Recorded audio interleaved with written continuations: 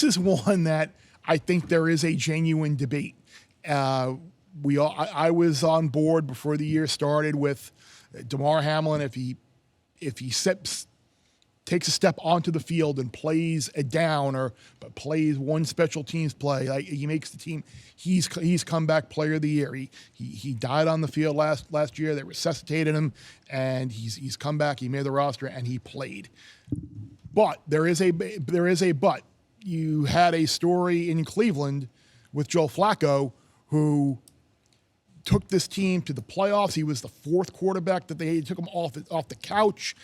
They were they 11-6, I think this year is what they were. I think so. 11, made the playoffs. He was throwing for 300 yards a game. It seemed like every week. Yeah, he had a propensity to turn the ball over, but Sean got hurt. DTR was benched.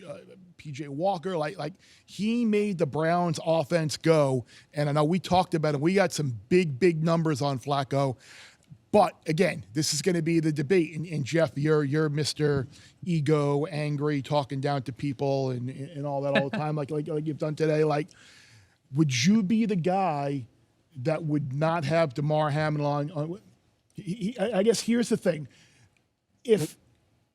Or would you be concerned about the public perception that the humanitarian type factor involved in this, element involved in this, where maybe on the football field, Joe Flacco was the comeback player of the year, and his performance was very worthy of winning comeback player of the year, and I hope he wins at 100-1, believe me. But would you want to be the guy that Damar Hamlin, the story, and everything that we know, and you're not going to be the guy to have him on your ballot? So I think Will has said this 4 times this year. He has a checklist for this award. He goes, did you die on the field? Yes. Did you come back? Yes.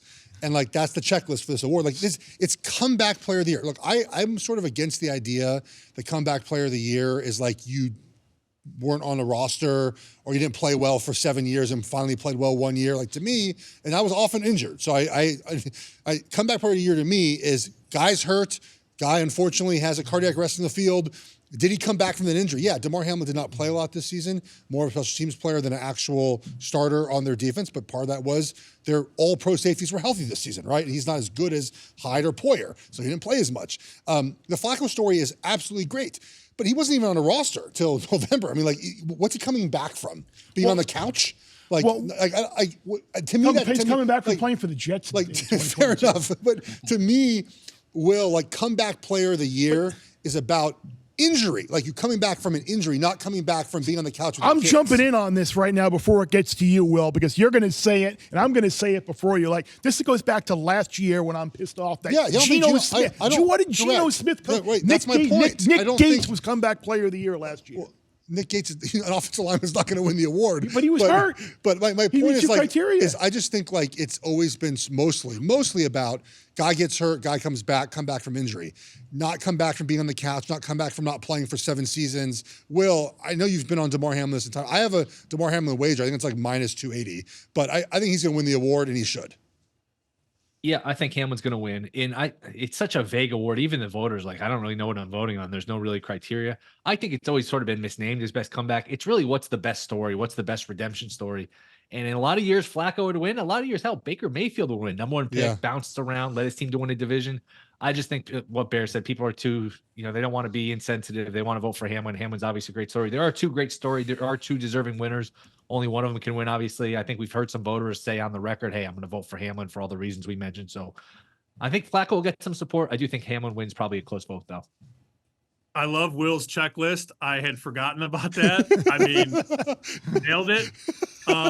I've always viewed comeback player of the year as which story would make the best movie.